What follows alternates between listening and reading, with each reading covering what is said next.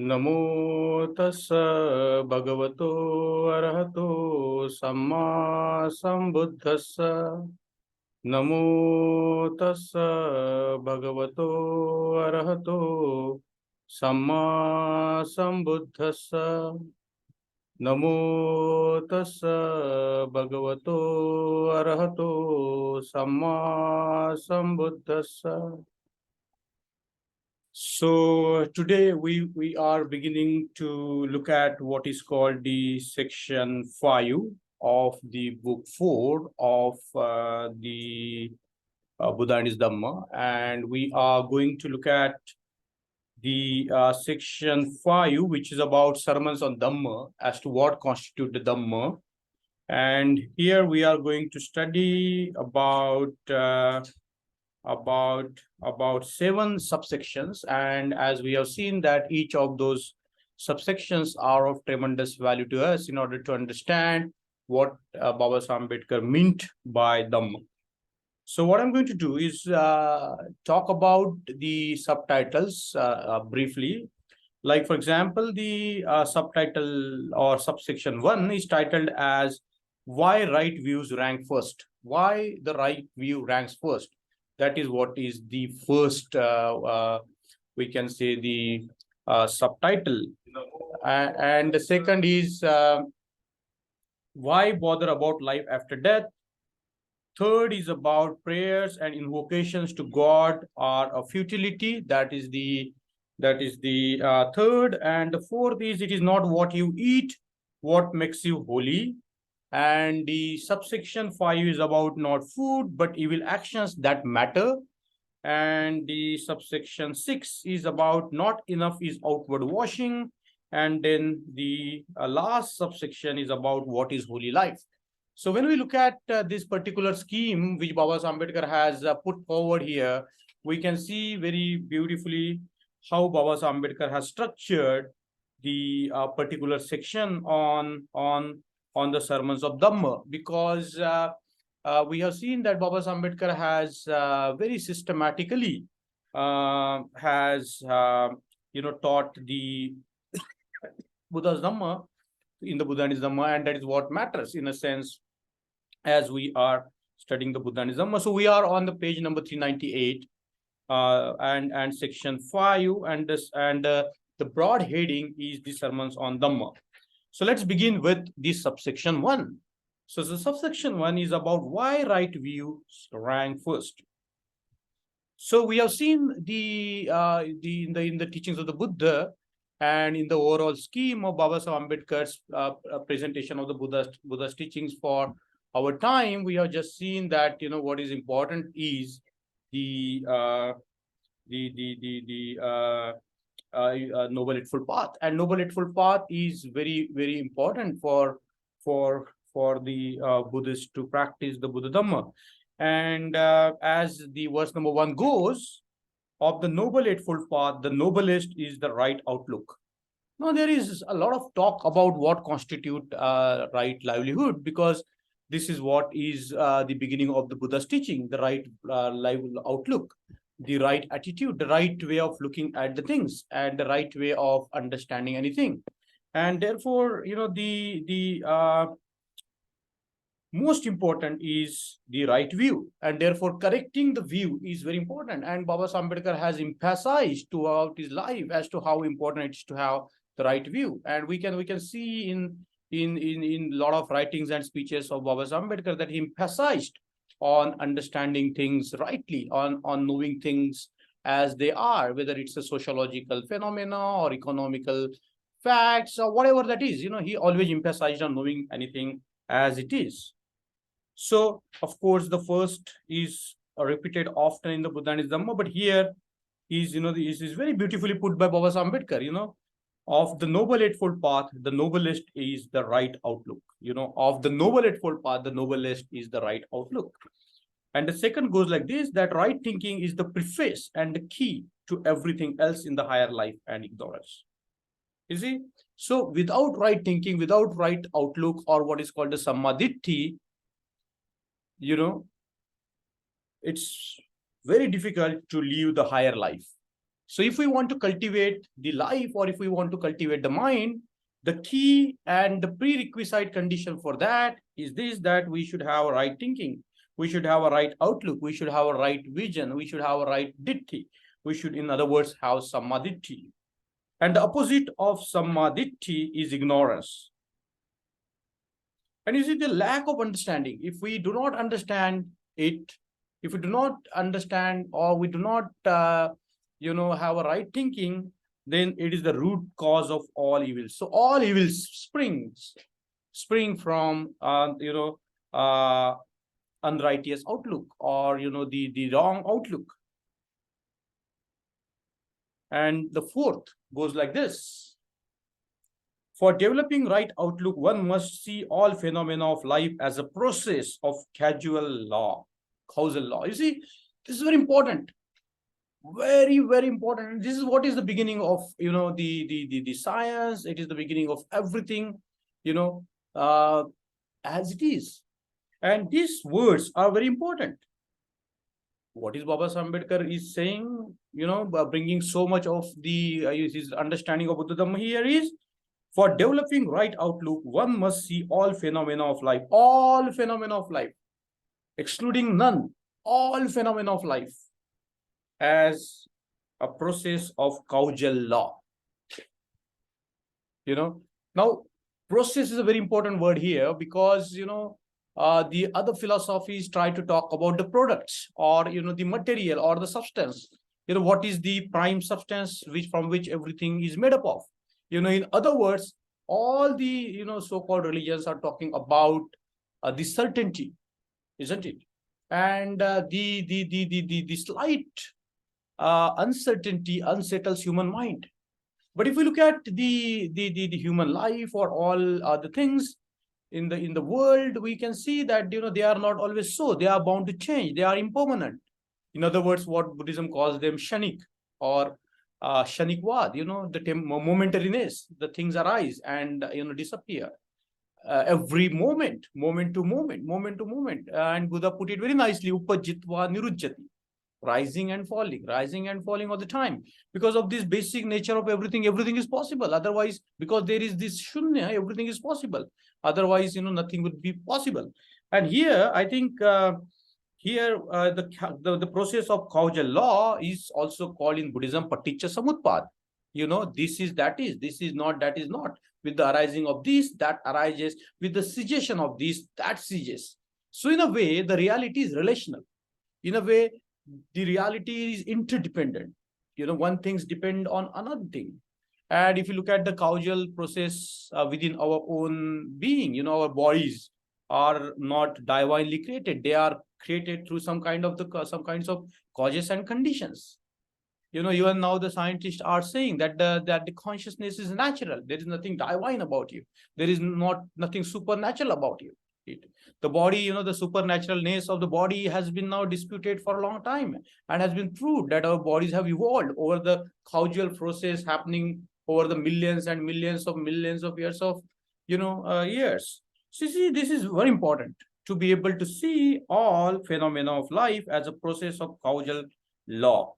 You see, this looks like a simple sentence, but if you deconstruct the sentence and look at it, from the point of view of the reality, or anything that there is having no fundamental substance, no prime substance to that. Everything is causally connected with each other, and everything is paticca samupanna. And everything has this tendency to arise and disappear. Rise and fall. That is what Sariputra was told when he met the Kondinne for the first time. He was told that Yankinchi Samude Dhammang Sagbam Tang Vaya Dhammang. Whatever has the cause of origination has the cause of disappearance inbuilt in it. And this formula, the famous formula, has been found everywhere in the Buddhist establishment. He Dhamma hetu pabbhava tesang hetu tathagato aho tesang nirodho evam vadi mahasamano. What is the teaching of the Buddha? It is like, He Dhamma hetu pabbhava, whatever the Dhamma or phenomena arise due to causes and conditions. The Tathagata knows the causes and conditions of that.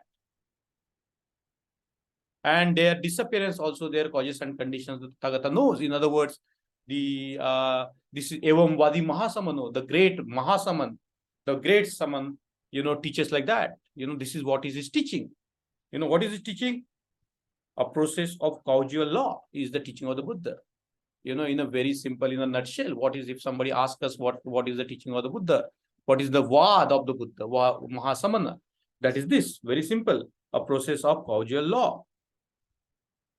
To have right outlook is to recognize the law of cause and effect, isn't it? To know what is right ditti is to recognize the law of cause and effect. In other words, there is no scope for anything which is not based on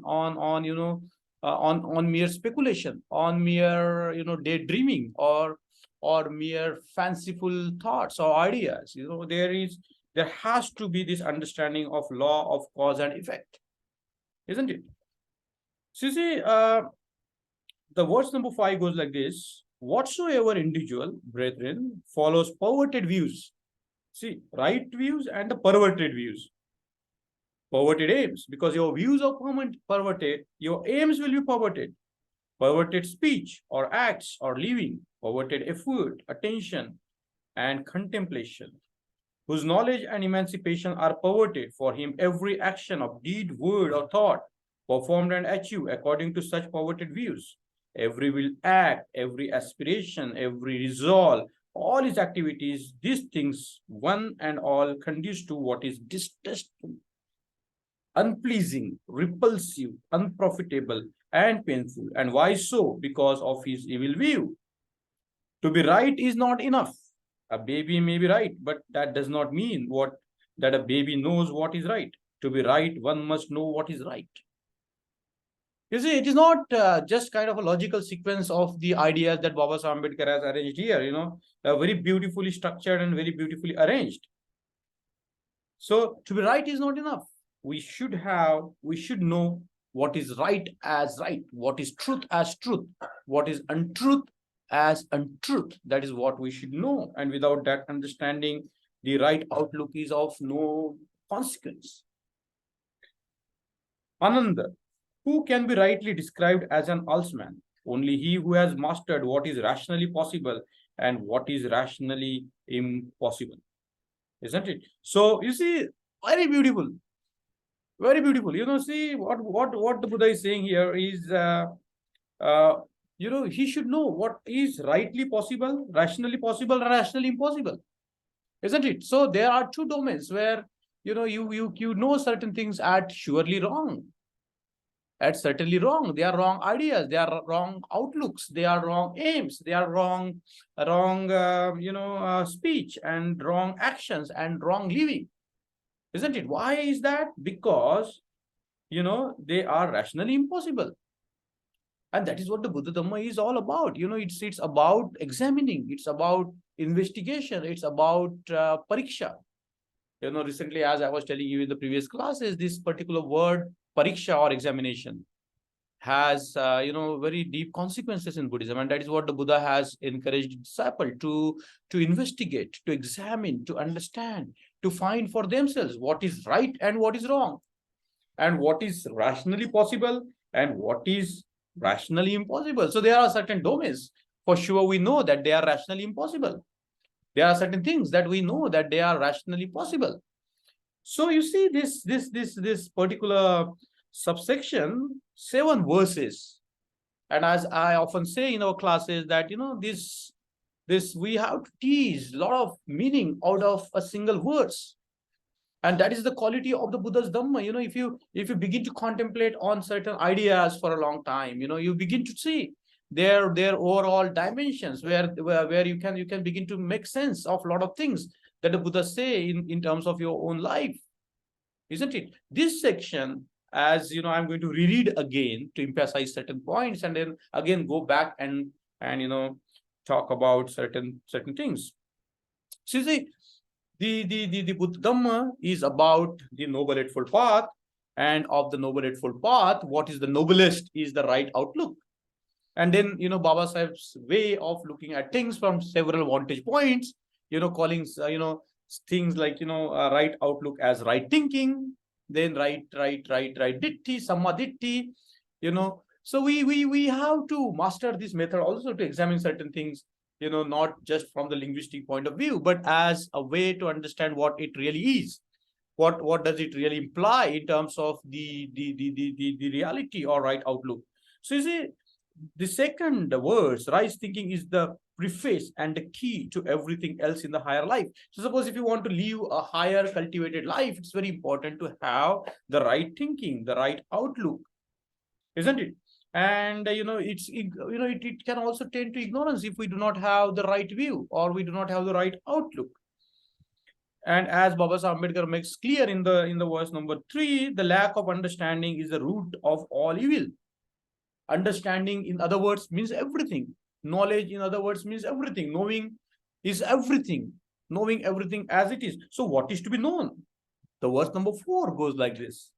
For developing right outlook, one must see all phenomena of life as a process of causal law. All processes of life, all phenomena of life as a process of causal law. They are not divinely ordained, or they are not something which has no cause and effect. Nothing happens without a cause and effect, and this is what is beautifully said, captured in merely 4 or 5 words. A process of causal law. To have right outlook is to recognize the law of cause and effect, isn't it? So to know certain things as it is, we have to be able to dig deep into that, to know what is the cause of this, what are the causes and conditions of this. And this is, I think, is very important for us to understand. So for developing right outlook, one must see all phenomena of life as a process of causal law. To have right outlook is to recognize the law of cause and effect. Whatsoever individual, whatsoever individual follows perverted views. So anybody in the world follows the perverted views, distorted views, then distorted aims. From that vision, the distorted aims will come, and from that will emanate perverted speech, acts or living, perverted effort, attention, and contemplation. In other words, we can see the dynamic nature of even samadhi. Samadhi is a process to understand, to know. It is not that it's a one-shot thing that you have a vision and that's it. It's like understanding everything with that right outlook. And that right outlook is often called in Buddhism taking the standpoint of sunya or shunyata. Means not having any biased views, not having any position. It means not having anything to depend. In other words, the mind which is open, the mind which is free, the mind which is not biased, which is called sometimes in the Buddhist parlance as the original mind, as the beginner's mind, as the first thought. And we say the first thought is the best thought, isn't it? And then the whole conceptualization and the proliferation of the ideas take place, and that removes us far from what there is. So I think this is very important to understand that the perverted views leads to perverted aim, perverted speech or acts or living, perverted effort, attention, and contemplation, whose knowledge and emancipation are perverted. Therefore, whatever knowledge gained by the perverted view, by putting our minds in the realm of impossible, rationally impossible, whose knowledge and emancipation are perverted, for him every action of deed, word, or thought performed and achieved according to such perverted views, every willed act, that is the karma. Willed act is a karma, isn't it? Whatever is intentionally done is a karma. Every aspiration, every resolve, all his activities, these things, one and all conduce to what is distaste. What does it lead to? Distaste, unpleasantness, repulsive, unprofitable, and painful. And why so? Because of his evil view. So you see how evil view as this cause of suffering, of pain, of repulsiveness, and so on and so forth. So in the verse number 6, Baba Ambedkar goes on like this: to be right is not enough, isn't it? A baby may be right, but that does not mean that a baby knows what is right. To be right, one must know what is right. And if we have seen or looked at Baba Sahib's annihilation of caste, he attributes this quote to the Buddha: know the truth as truth and untruth as untruth. Knowing the truth as truth is not enough. We have to know what is the untruth. In today's world, people are talking about alternative truths, manufactured realities, and so on and so forth. And the Buddha would be the first person to ask us to be guard against all these perverted views, all these distortions, and all what is not right, what is perverted. And you see, if you go to this verse number 7, it makes it very clear, Ananda, because the teaching of the Paticca was taught to Anand very beautifully by the Buddha, and there are now a lot of commentaries and a lot of texts developed on the Buddha's teaching on Paticca, because it's the heart of the Buddha's teaching, isn't it? The philosophical works begins with attributing the importance of acknowledging the importance of Paticca. And verse number 7, as we can see, Ananda, who can be rightly described as an Alsman, who is the follower of the Buddha, who is a bhikkhu, who is a bhikkhu? See, very beautifully taught. So, who is a bhikkhu? Only he who has mastered what is rationally possible and what is rationally impossible. Two categorization, plain and simple. Rationally possible and rationally impossible. In other words, the rationality is the heart of the Buddha's teachings, isn't it? Not superstitious ideas, not speculative ideas, not mental proliferation, which the Buddha calls prapancha, not living in the fanciful words of language, literature and languages, because the languages can be have a very profound effect. The religious languages can have a very profounding effect to not knowing what it is, to be able to not see the way it is, isn't it? So this particular subsection, why right views rank first, is so important for us. And I would think that this is what we have to think about when we are thinking about Dhamma, because Baba Ambedkar has put it as the first, isn't it? And I don't know whether we should go on, but only 26 minutes. So what I will do, I will go and finish the next subsection, and then we can stop. So you see the second subsection, why bother about life after death, isn't it? So if you look at the religious systems and their speculative ideas, the religions begin with what is called the theory of Genesis, from where do we all come from and where we are all going to end, isn't it? And the Buddha is concerned about what we are doing here, what we are doing right now at this moment, isn't it? What we are doing in the present life. We don't know whether there was a past life. We don't know whether there will be a future life.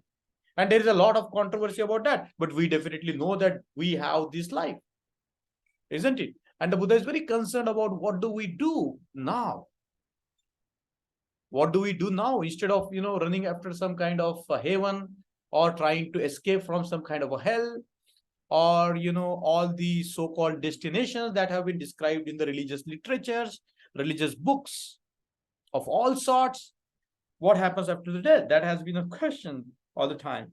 So here, the Buddha has been, it is a teaching of the Buddha, but it has been, discussion between the two great students of the Buddha, Venerable Sariputra and Venerable Kassapa.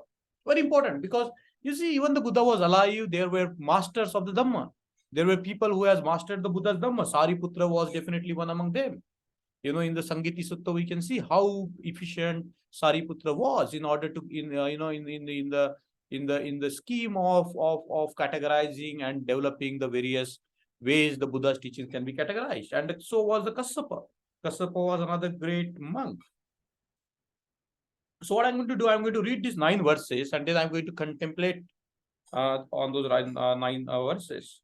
Why bother about life after death? On a certain occasion, the Venerable Kassapa the Great and the Venerable Sariputta were staying near Benares at Isipatan in the Deer Park. Same city where the Buddha delivered the first sermon. And we can see that the Buddha's disciples were always traveling. And these two great disciples of the Buddha happened to be in the Isipatan in the Deer Park. Then the Venerable Sariputra, rising up at eventide from solitude, went to the Venerable Kassapa the Great and sat down on one side. Yeah, very beautiful. See, one disciple is already sitting, another disciple of the Buddha is going to him. He has just emerged from the solitude. He has been reflecting. He might be thinking, and he sat nearby Kassapa. So seated, the Venerable Sariputra said to Venerable Kassapa the Great, "How now, friend Kassapa, does the Tathagata exist beyond death?" This has been a question: what happens to Tathagata after death? And there are many ways the Buddha has dodged the question, because he found that this question is irrelevant. It doesn't lead to anything. Any welfare, it just leads to speculative thinking. So you see now, how now, friend Kassapa? You see the way he addresses Venerable Kassapa as a friend. Does the Tathagata exist beyond death? Undeclare it is, friend by exalted one, that the Tathagata exists beyond death. The Buddha has not answered this question, whether he is going to exist beyond his death. What then, friend, does the Tathagata both exist and not exist beyond death? This also, friend, is undeclared by the Tathagata, by the exalted one. How then, friend, does the Tathagata neither not exist beyond death? That also, friend, is not declared by the exalted one. But why, friend, has it not been declared by the exalted one? This is a question not concerned with the profit to humanity or with the first principles of holy life. It does not lead to perfect wisdom nor to Nibbana. That, friend, is why it is not declared by the exalted one. Isn't it? So this is very, very important for us to understand in this all, sort of, from all different dimensions, that why it's unprofitable to even think about what happens about life after death. Why bother about life after death? Because this question, whether what is going to happen to me after I die, is irrelevant. Why it is irrelevant? Because it is not profitable to humanity or with the first principles of holy life. So the first principles of holy life, the first principles of Buddha Dhamma is about Shil, Samadhi and Prajna. Isn't it? They are the first principles of the Buddha's Dhamma. The Noble Eightfold Path is the first principle of the Buddha's Dhamma. The rationality is the first principle of the Buddha and is the Buddha's Dhamma. The practice of the Noble Path is the first, what is called the first principles of the Holy Dhamma. So it's not profitable at all to answer these questions. So you see, this is also very important. The section number 2, that we don't have to bother about life after death. Isn't it? What happens after, what happens to me after I die? What happens to me now is very important. And what I do about it at the moment is important. In other words, we have to stop from, us mere speculations. We have to stop from speculating on things which are not profitable to us. We have to see what are the first principles of the holy life. These are not the first principles of the holy life to know what happens to me after death. So what I will do, I'm going to go through the third subsection as well, because these are connected to right view. So you see, the prayers and invocation to God are a futility. So if you pray or invoke the God, is futile. It doesn't lead to anything. It leads to the life of dependency on something. That's something that doesn't exist, whose existence cannot be rationally proved, isn't it? It lies in the realms of speculative ideas. So you see, what the Buddha says, that prayers and invocations to God are a futility. You see, the Buddha always talks about, taking the responsibility of cultivating our own mind, taking the responsibility of our own higher life. In other words, to be in the control, to be fully in the control of oneself. To control one's mind, to regulate one's mind, to cultivate one's mind. That is what the Buddhism is all about. It's not about leaving your responsibility to some kind of a higher imaginary being. And that's why the Buddha says here very beautifully, prayers and invocations to God are a futility. So once The blessed Lord speaking to Vasita said, Vasita was a gentleman who features in the several suttas. Now you see, if this river Achiravati were full of water, even to the brim and overflowing, and a man with a business to be done on the further bank of it should come up and want to cross over, and standing on that bank, he should invoke the further bank and say, "Come hither, O further bank, come over to this side." Now, what think you, Vasita? Would the further bank of the river Achiravati, by that man's invoking and praying and hoping and praising, come over to this side?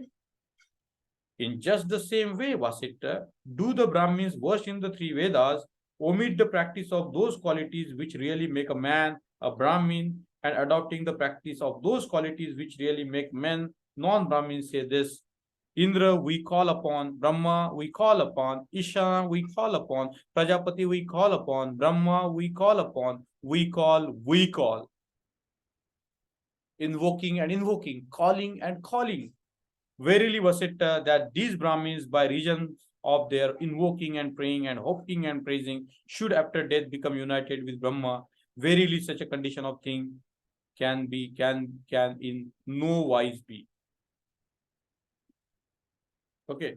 So in such kind of a belief, nobody can believe that, if you call the God, if you invoke the God, if you ask him, come, we are calling you, they are not going to come, because that's rationally impossible. Isn't it? It's not possible to for that shore of the bank, that shore of the river, that bank of the river to come to this side. It's not possible, isn't it? If we call the sun to come, it is not going to come at all, isn't it? That's rationally impossible. That's not possible at all. So the prayers and invocation to God are a futility, isn't it? And we have seen that the whole humanity is wrapped in this calling and calling and calling, invocation and invocation, prayers after prayers, isn't it? And that's why it's very important for us to understand, not to rely on the external agencies, not to believe in something that is not rationally possible, that is rationally impossible. So these three together, and then I'm going to go for onwards. But these three things are very important as the sermons of the Dhamma, to have the right outlook, practice here and now, and do not rely on any external authorities. Three things. Do not rely on any external authorities. In other words, be your own light. Atta Deepa Bhava. If we have to summarize the three subsections here, the one will be, to cultivate the path of inquiry, to cultivate the path of examination, to cultivate the path of what the Buddha says, right outlook, right thinking, right understanding, right thinking, which is the fountainhead of anything good in the world. It is the fountainhead of developing our minds into cultural minds, into cultivated minds, understanding the Paticca Samutpad, a process of causal law. And it's not enough, but it's to know what is right as right and what is wrong as wrong, what is truth as truth and what is untruth as untruth, what is rationally possible and what is rationally impossible, isn't it? Not bothering about life after death so much. We are always thinking about what happens to me when I die, but what about right now? So the Buddha Dhamma is about here and now, what we do right now. How do we practice right now? What are the first principles of the Dhamma? What are the first principles of the Buddha? Isn't it? Is he asking us to bother about the life after death, or is he asking us to now do away with the suffering that we all undergo through because of the perverted evil views? And then the third is, invoking some authorities, some gurus, some kind of, divine agencies is not in accordance with the Dhamma. So the three subsections are very, very much clear as to how we can practice the Dhamma, very beautifully laid out by Baba Ambedkar. And that's what we are going to continue to study in the future classes. I take a pause here and open up the class for any discussions or any questions and answers.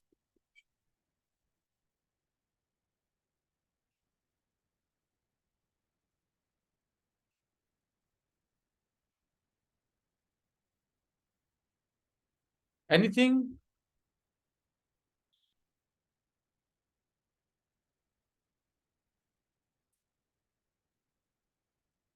Anybody has any comment to offer or anything to say? Umesh? Yes, sir. Good morning, sir. Good morning. Sir, can we? Uh, sorry. Uh, uh, I have a point in a mind. I have read somewhere. Means, if we are talking about rationality and irrationality, Hmm.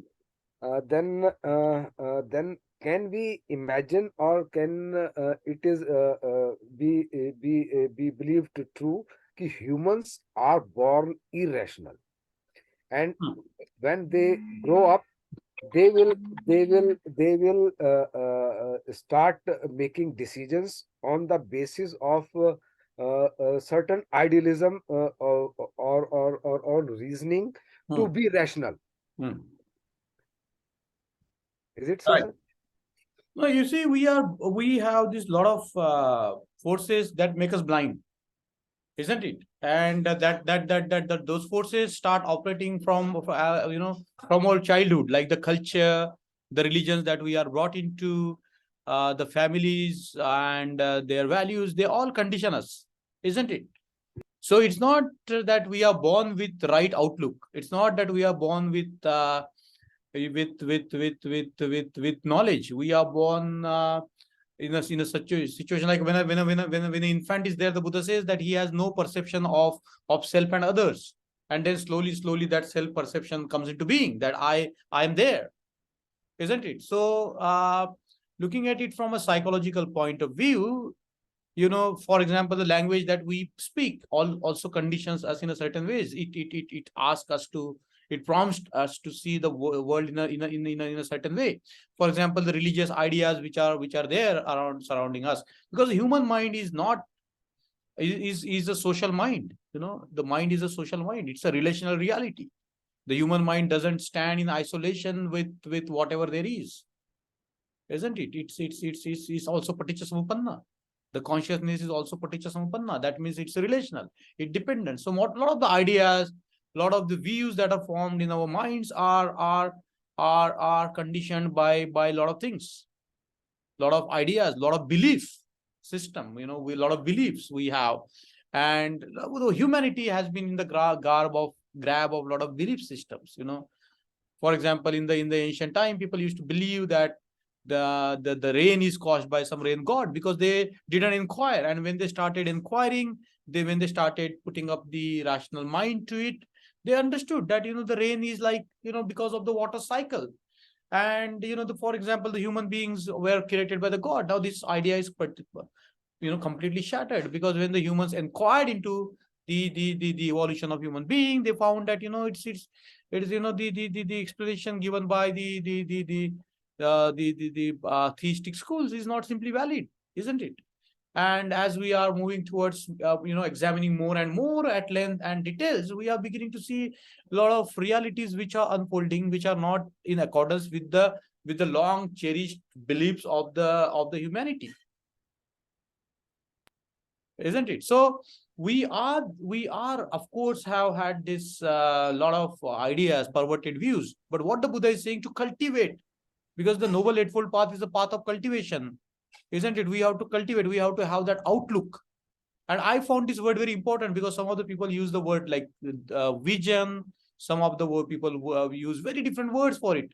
But Baba Ambedkar has used a very beautiful word, outlook. What is our outlook? Whether our outlook is open, whether our outlook is about examining things, whether our outlook is about trying to know certain things. And the most important thing is the process of causal law, paticca samutpad. Why this is happening? What is the reason of this? Why I'm suffering? Perfect, sir. On this basis, means now with your this elaboration, the fourth verse is fully understandable. Means we have to see the life phenomena as a causal law, and Hmm. to have right outlook, we must recognize the law of cause and effect. Means the rain part and all the things. Hmm. Now this verse has given much more light on that. Hmm. Thank you so Hmm. much, doctor. Hmm. Thank you, sir. Very important. Yeah. See, Baba Sahib Ambedkar is somebody who has always tried to teach the public, isn't it? He was a public educator. All Yes. his life, he was educating the people.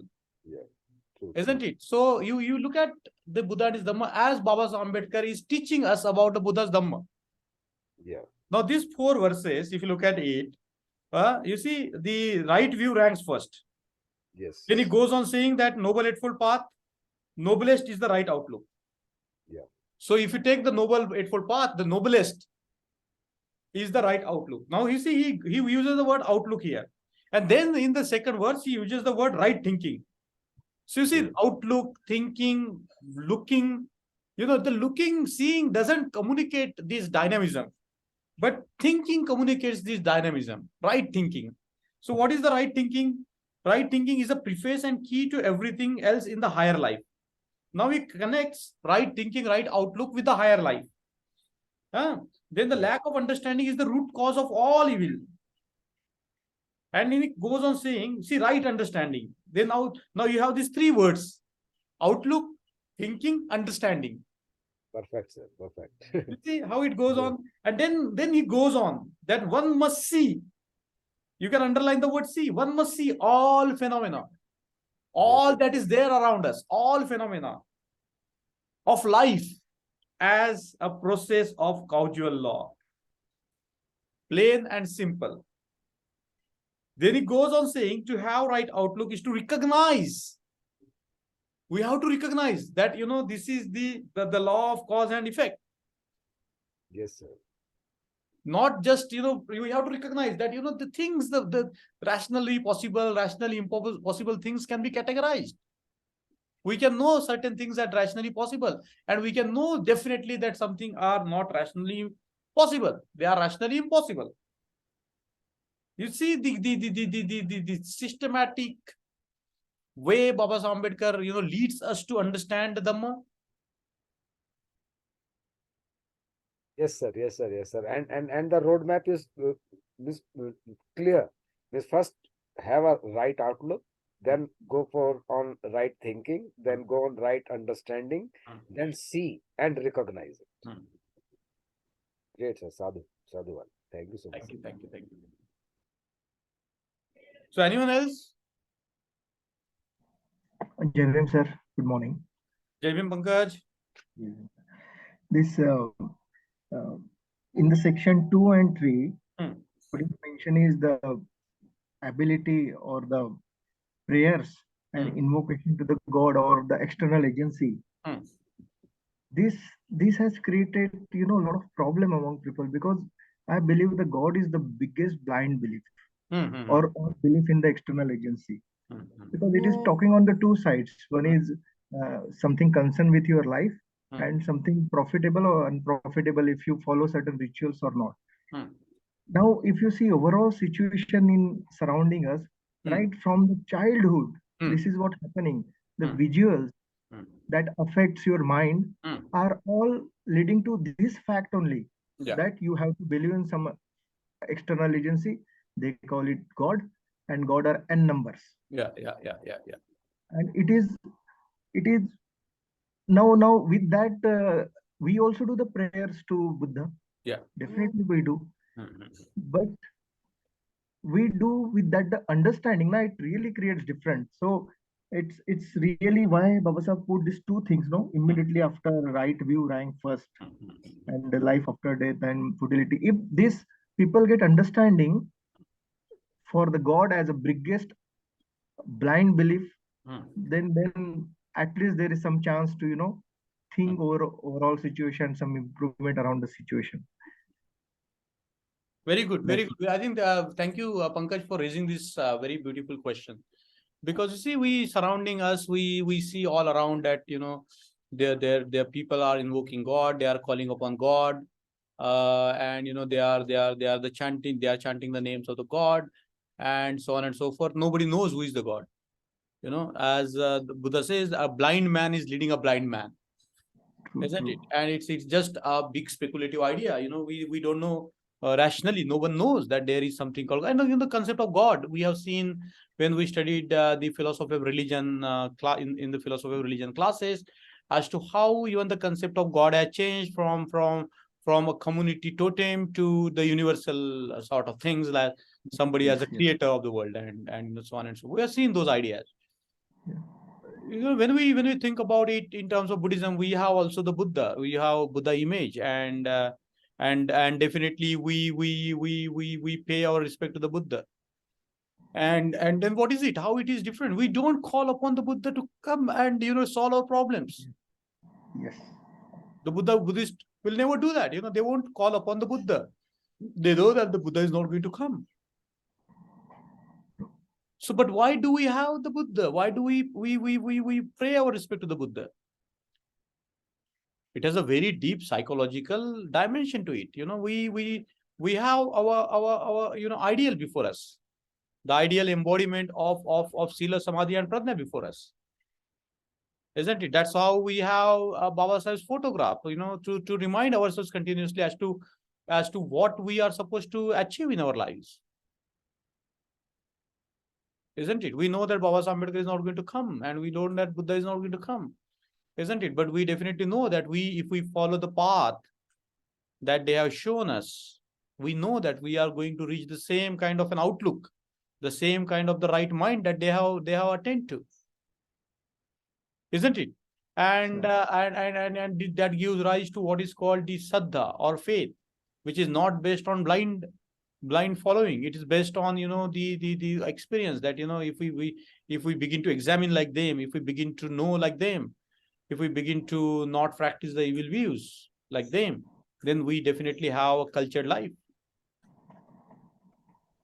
And they are living with us after death also with their thoughts. And Yes. This is life after death. Yeah. See, the Buddha's Dhamma is alive. Yes. Buddha's Dhamma is alive. Baba Sahib's teachings are alive. You see, the Buddha said that if there is a God or Brahma, tell us the path from here to there, how you are going to reach. Yeah. Isn't it? But if you look at the Buddha's Dhamma, there is a path. It's called Noble Eightfold Path, Magga.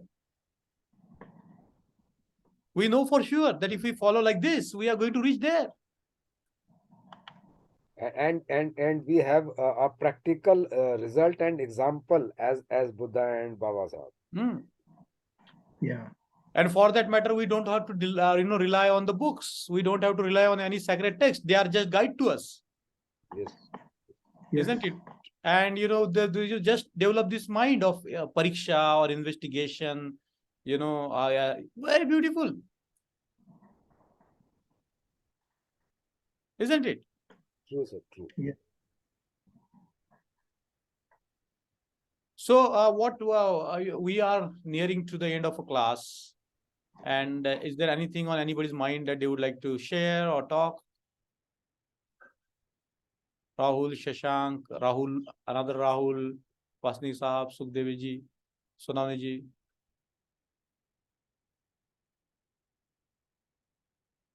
If not, then we will end our class here today and see you next week. Jabim sir. Jai bolo, Sukhdev ji. I think as per my understanding till today, I see that this is a knowledge Buddha and Baba Sahib Ambedkar also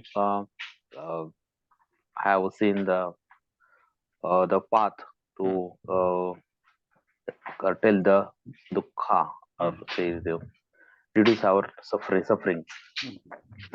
But and they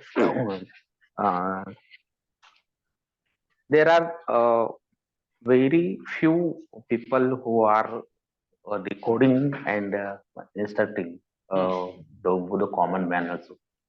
Like I'm really appreciate our class and we have come together and decode it, read it, and understand it. But if I sit and just reading, started reading, is very hard to understand and the core concept also. Yeah. And it is not easy for common man also to understand what is the Baba Sahib have written. What is their main idea behind these things. So most of the people when they wanted to read and understand Buddha as well as Baba Sahib also. But when they start reading and understanding, and when they don't get the meaning of what so they may live in between, and they get frustrated. So I think it should be the proper way, like us, the surrounding, so that the people will understand, and the Buddha and the Baba Sahib and the teaching and its full part also. This is my comment. Very Thank you. true. You see, Sukhdev, we have to have the trained teachers, isn't it? Yes. And we have to have people who can talk in the common man's language. Now, one of the aims of these classes has always been to cultivate that kind of a learning and teaching. Yes. Isn't it? And it should happen at all levels. Now, there are people in the community, at least in Maharashtra to begin with, and now also it has begun in UP and other parts. People have been reading Buddha and Dhamma in the communal ways, in a way, in the groups, you see, in the viharas and all. And I think that's a beautiful beginning. And the more we go on clarifying the ideas, because more than language, what is important is to clarify the ideas, clarify what I would say Baba Sahib's pedagogy of how to teach the Dhamma. Yes. Isn't it? So I think it's going to happen that the ideas will distill down to the masses, and somewhere there has to be a beginning of it. Yes. Isn't it? So I consider these kind of things or other things which are happening around the Buddha and Dhamma as the emergence of culture, where we are trying to learn people the way Baba Ambedkar has taught the Buddha's Dhamma. Isn't it? So now we have to create a lot of people who will be talking about it. Maybe in one day maybe in English, in Hindi, in Marathi, in Tamil, whatever. Yes. I'm sure that that is going to happen. We have to create the ripple effects. Yes. Individually, we have to vibrate, and those ripples will definitely make the difference. Yes. Very true. It will happen, sir. It will happen. Yes. So thank you so much, and see you next week. Thank you, sir. Thank you. Thank you, Jai Bhim. Thank you, Jai Bhim.